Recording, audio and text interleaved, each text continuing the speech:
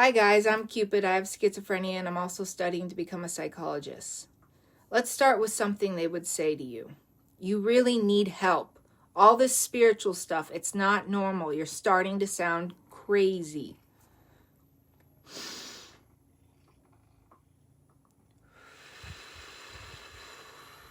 Okay, let's actually talk about that.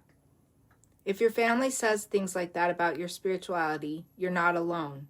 Family is often the hardest group to talk to about spiritual experiences and mental health. They've known an older version of you for years, and when you start changing, it can feel scary for them.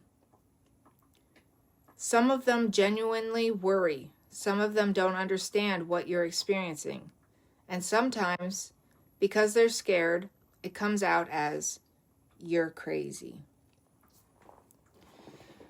But here's the truth. Having deep spiritual experiences or seeing your mental health as spiritually meaningful does not automatically make you crazy. It makes you different. It makes you sensitive. It makes you someone who is touching realities most people avoid. All right. Here's a role play for you. So let's get back to that moment. All right. As the family member, you're scaring us. This spiritual stuff is just delusion. You need to stop. All right. So, here's one way you can respond without attacking yourself or them. I hear that you're worried about me.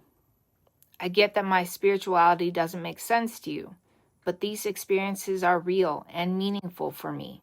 I'm taking care of my mental health, and I'm also exploring this spiritually. I need you to speak to me with respect, even if you don't agree. All right. Notice what you did there.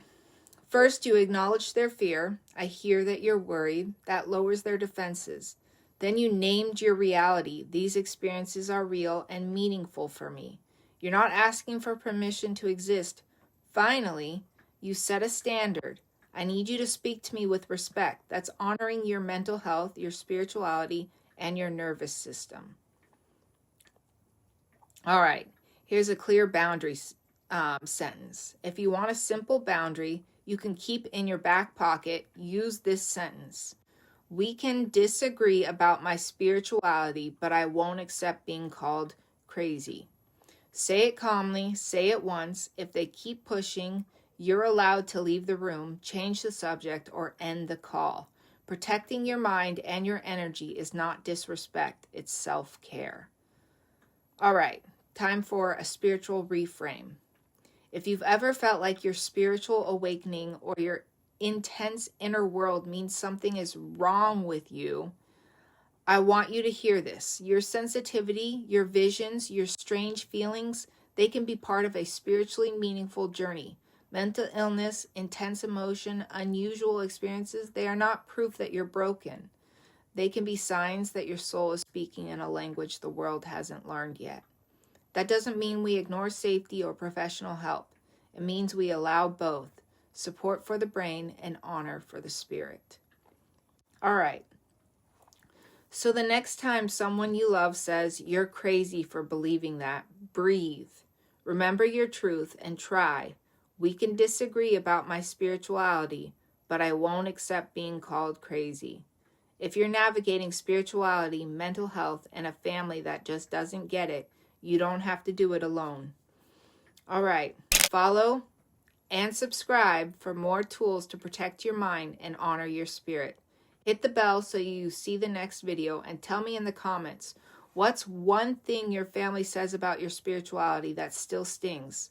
Let's rewrite those stories together. Thank you to all of my new subscribers. Thank you to all of my old subscribers. I really appreciate you guys. Keep sharing my videos. The more people I reach, the more people I can help. And I would really like to help as many people as possible. Be good to yourself. Stay safe. And as always, I love you guys. Bye.